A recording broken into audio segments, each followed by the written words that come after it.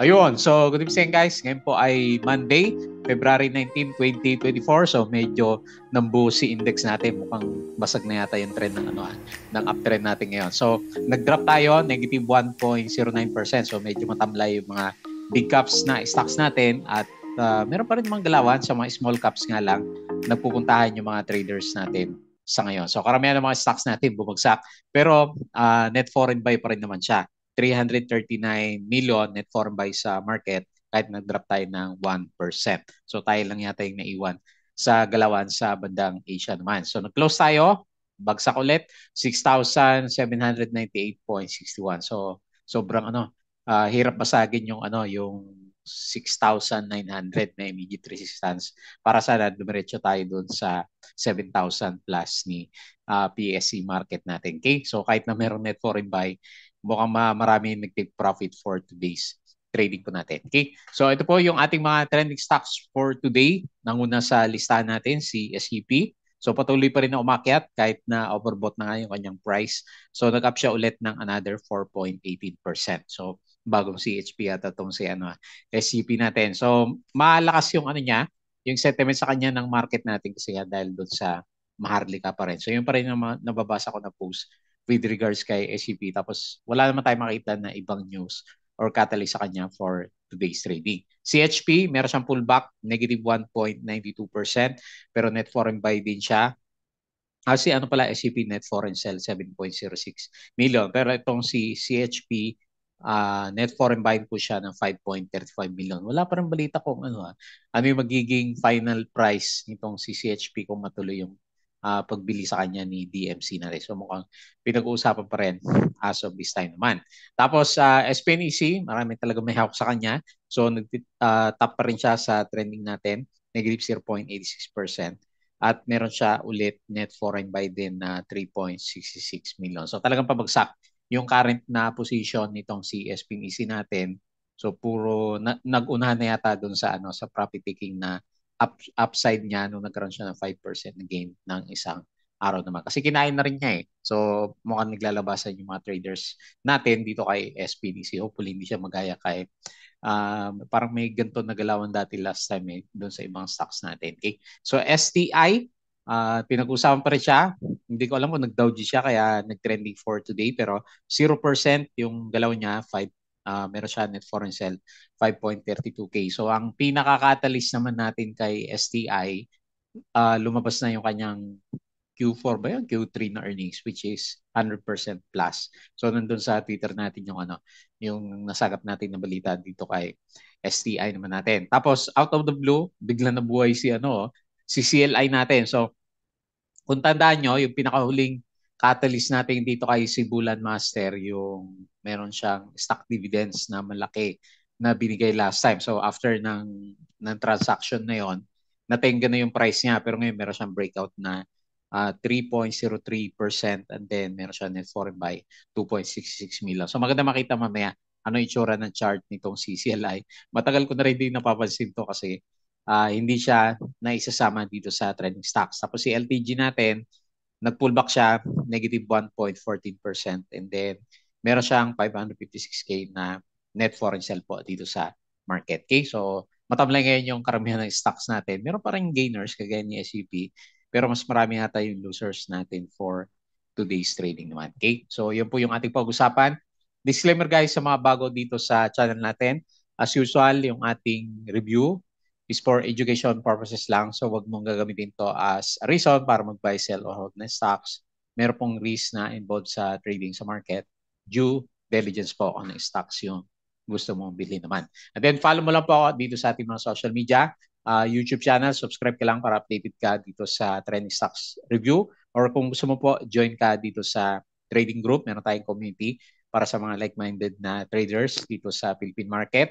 Check mo po yung ating daily uploaded videos dito sa ating trending stocks, company reviews, mga sample trades, basic indicator. So, sinasabi ni indicator natin, mukhang pahinga muna si Philippine Stock Exchange Index, yung mga big caps na stocks. Building yung fundamentals, yung mga risk management, at saka yung mga basic na stock market studies naman natin. And then follow mo lang din ako dito sa Crypto Ko To. So tulog yung ating channel na Crypto Ko To. Pero ang lakas ni Crypto, di ba? Nasa 52K. kanina sinilip ko bago gumawa ng vlog natin, 52K yung kanyang galawan naman. Okay, so hindi natin mabuhay yata si crypto games natin. Okay, tapos sa ibang social media, Facebook account Palabi Trader. So ito po yung Facebook account natin or dito sa Facebook page. Check mo na lang po yan para updated ka sa mga post, follow mo na lang po. Tapos sa mga news, local news or yung mga learnings natin last time, Bodegi Peak na website, US, locals at saka dito sa Cryptos. Money earners, yung mga side hustles naman natin. So, sharing lang po. So, araw-araw meron tayong passive income kahit maliit pero okay lang. Pag naipon naman siya is dumadami siya. At saka ano siya passive na lang. So, mini-maintain na lang natin siya ng pakonti-konti. Okay? So, follow mo din ako dito sa Twitter natin guys. And finally, ayun o, naka 7,000 followers na rin tayo sa kanya. Okay? So, ito po yung pinaka-summary ng index natin for today. Nahuli ko din si Philippine Stock Exchange natin. Naglabas ng kanyang summary. Meron siyang net foreign buy. Ayan, kala ko sell. Net foreign buy tayo na 339.37 million. So, nag-close nga tayo negative 1.09% and then medyo tinamaan ulit yung ating mga alaga dito sa property. So, ito yung pinakamalakas yung drop. Pullback ulit. So, profit taking muna sila, negative 1.71%. Holding firms, negative 1.01%. Services, negative 1.24%. So, puro profit taking yung mga nakikita natin na galaw dito sa Philippine Stock Exchange. Pero global market, ASEAN markets, nakita natin is okay naman po yung kanyang galawan naman. So foreign funds bought, ito yung mga binili ng ating mga foreigners. Bangko pa rin, no? Bangko pa rin. Kasi interest rates mataas. BDO, BPI, East West, Metrobank. SLF, FGen, SPNEC, DNL, FCG, Monde, CHP, ABA, buksak yung ABA ko. AC, LPG, SM, SMC, Ali, CLI, RLC, at saka si Converge. So ito yung mga binenta, Security Bank. Ito yung pinakamahina sa mga banks na malalaki. AP, MER, Manila Water, ANI, CNPF, EMI, AB, AGI, DMC, Erich Crete, yung mga properties, Globetel, dito, ATI, SEB, at saka si MAC. Ayan. So, kala ko parang kada na itong mga to, si SEB, saka si MAC naman natin. So, ito yung mga momentum leaders natin. Ayan, SSI, buhay na buhay, 41% year to date.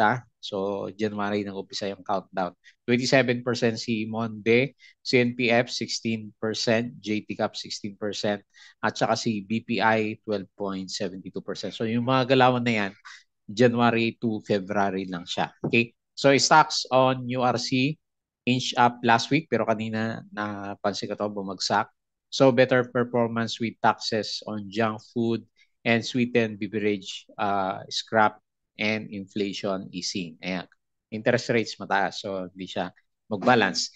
Ali will simultaneously start the redevelopment of Glorieta Greenbelt 2, Trinoma. Yung galaw natin, marami losers kanina. Ayala Nears deal to exit LRT1. So, bibenta na niya. Cebu, despite increase in fuel surcharge, Cebu will continue to offer great value to our passengers. PSE suspense Rojas Holdings. Ayan, ingat-ingat tayo sa mga parating na mga suspension ng mga stocks natin. Especially ang mga nagliliparan ngayon, yung mga penny caps na stocks, di ba?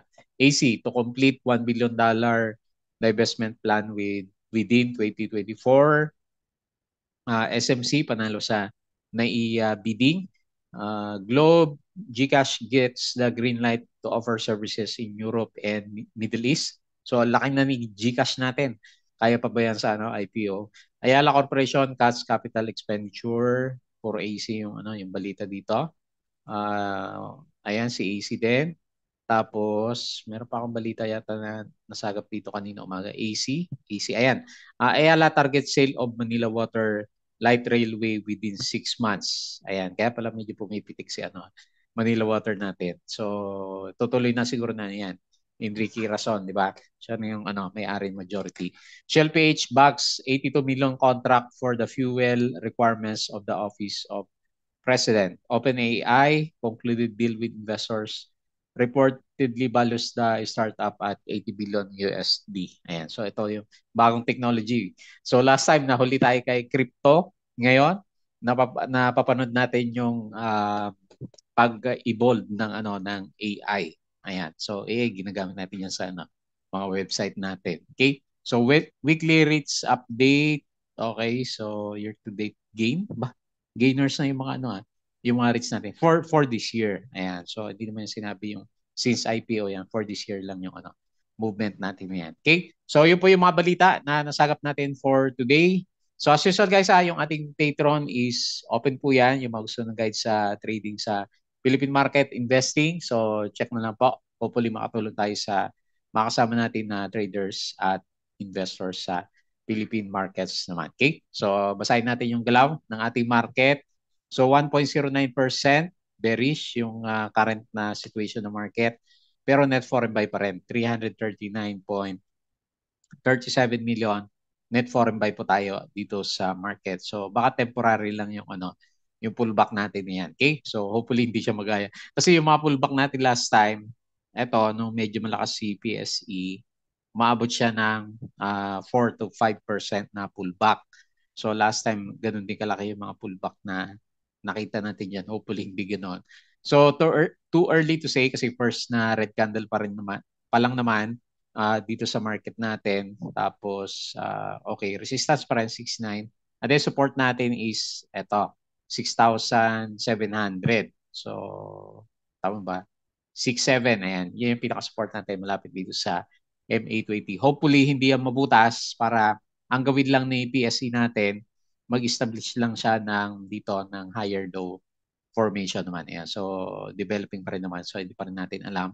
Although, ang pinapakita niya, meron siyang breakdown ng mga candles natin dito. Kasi first time, after 1, 2, 3, 4, 5, 6, 7 na sessions natin, bumabalik tayo sa ilalim ng MA9 naman. Ayan. Medyo na siguro, nainip na yung iba doon sa mga big caps na stocks natin. Kasi medyo pause yung iba na umakyat. So, siguro profit taking muna yung market natin. Tapos medyo isolated tayo so sa global market.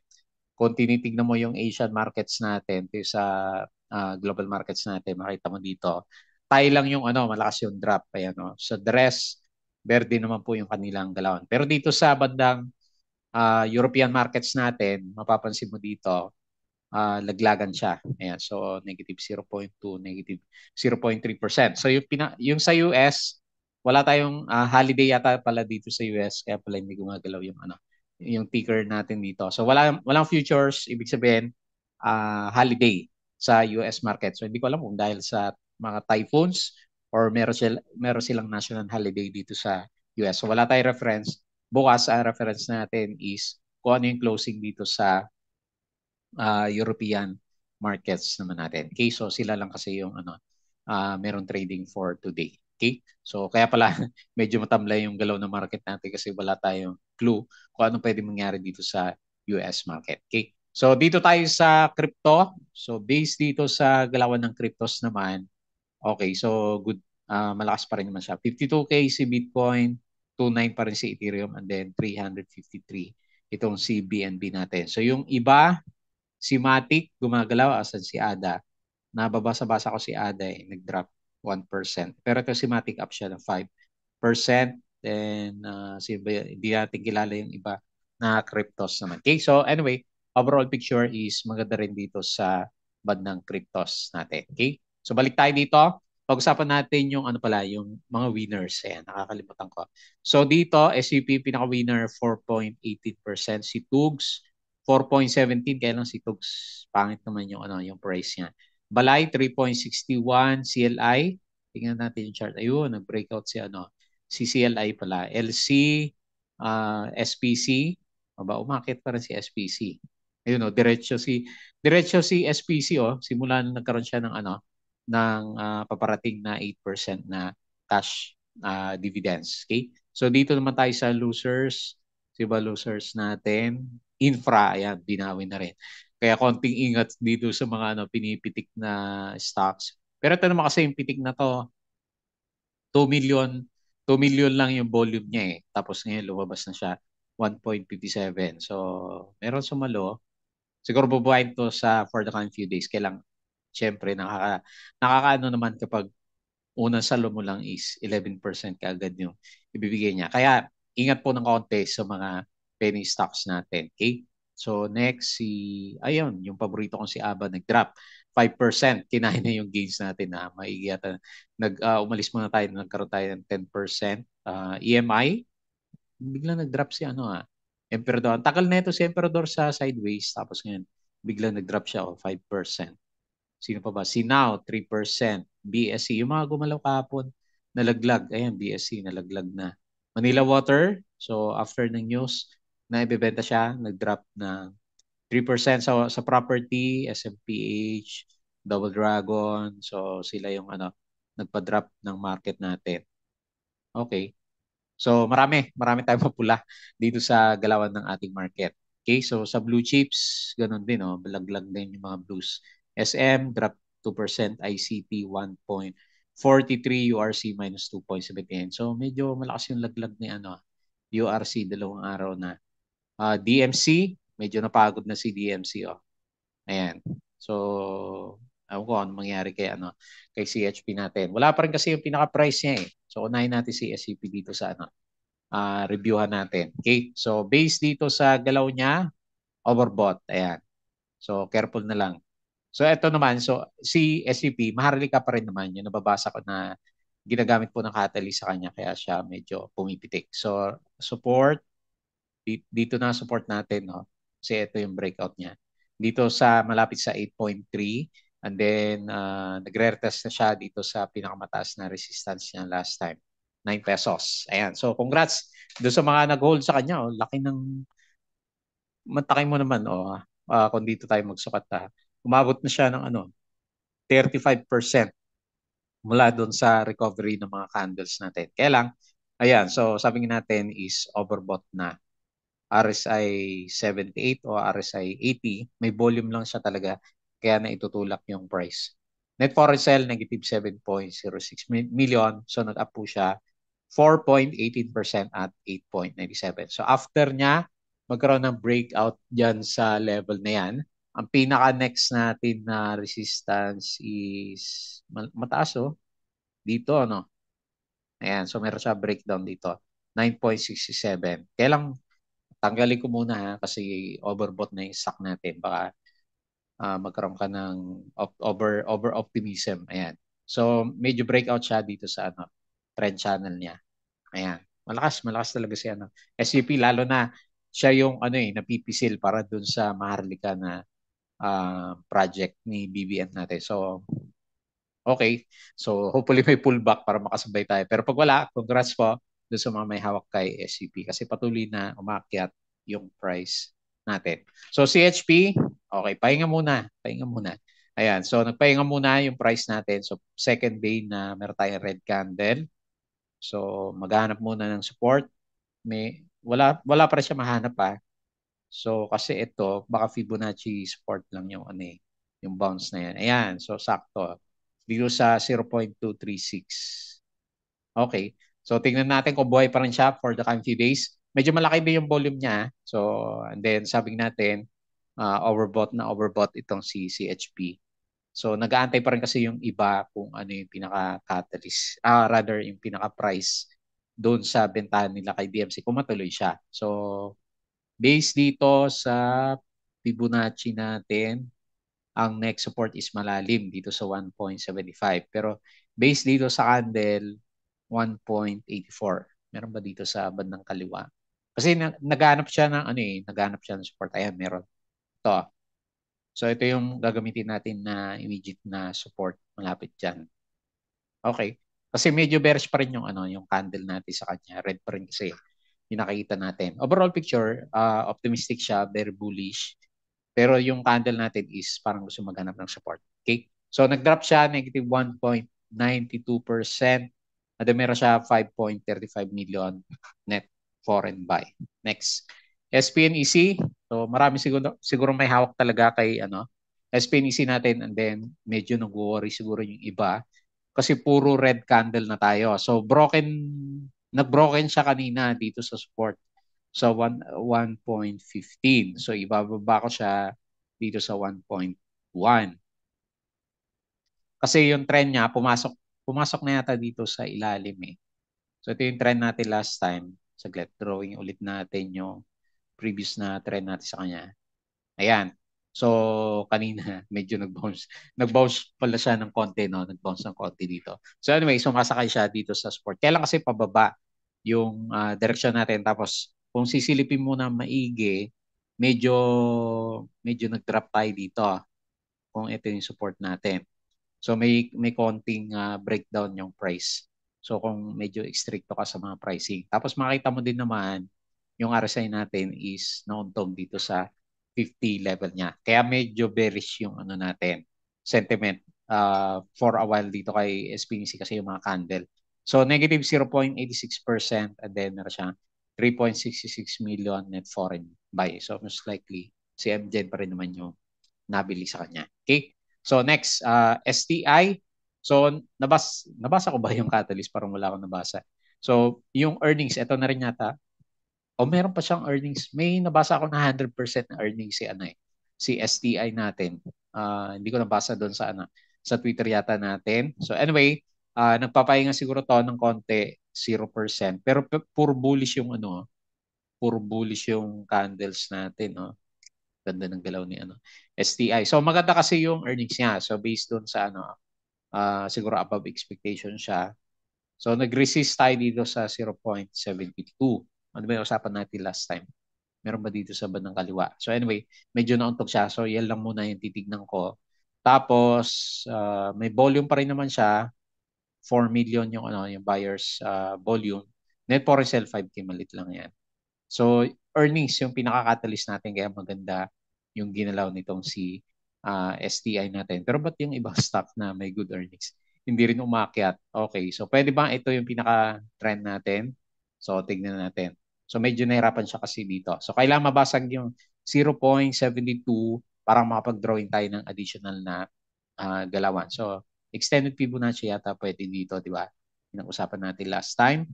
Okay, so yan, lagay mo dyan. And then, ang sinasabi naman niya, 0.7475 dito sa extended Fibonacci natin. Okay? So kung sakali mang ano, bearish yung galaw natin bukas, baka mag-retest siya dito sa 0.6788 kasi meron dulo ng kandila. Ayan. So pwede mo rin gamitin ano yan, mga support. Actually kanina nag-bounce siya ng konti. Kailang hanging man, di ba? So cross yung nangyari doon sa closing natin. Tapos medyo ano na rin kasi, sagad-sagad na yung ano, pagka-overbought nitong CSTI. Okay? So yun lang muna, sentiment natin sa kanya. CLI, wala akong nabasa ng news. Meron ba tayo? Saglit. Silipin niya natin. Baka hindi ko lang napansin. Kung merong balita dito kay CLI, meron ba siyang disclosure? Bakit bigla siyang pumitik? So based dito sa galaw niya, lakas oh. So biglang pumitik siya ng 3% lang naman. 3.03% and then meron siya net foreign buy 2.66 million. Pero significant kasi yan kasi ang tagal na hindi siya makalampas yan since March last year. So nandito lang yung price natin last year. Oh. Dito lang.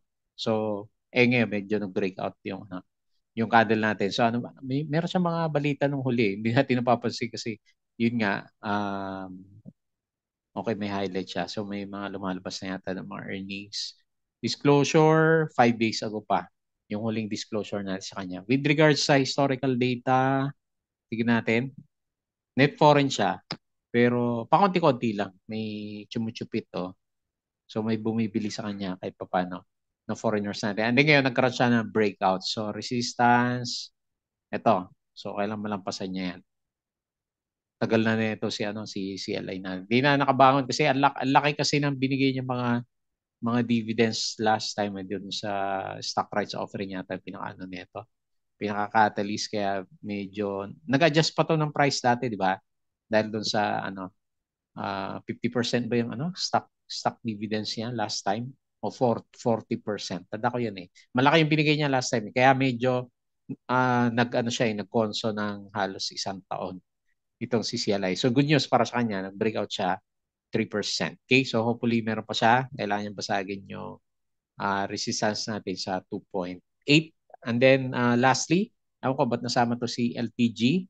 So meron din siyang breakdown ng price. Okay, so first time kasi na yung MA9, ito MA9, di ba? Lagi nagbabounce yung price. first time na medyo nag-profit taking yung price action. So baka mag-test tayo dito sa MA20 for the coming few days or bukas, malapit lang naman na.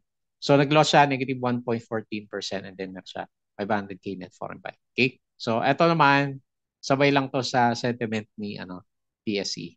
Ayan, kasi mga big gap na stocks naman natin. Okay? So ilan muna yung ating review for today. So lunes na lunes, mapula yung mga port natin kasi laglagan yung ating stocks. Hopefully bukas may konting bounce kasi okay naman yung yung galawan sa Asian markets natin. Okay? So, yun lang muna yung ating review for today. As usual, please don't forget to subscribe. Join ka sa group, guys. Kung gusto mo ng guide, Crypto ko to, Facebook account, Facebook page, Bodega Peak, Money Earners, check mo na lang po.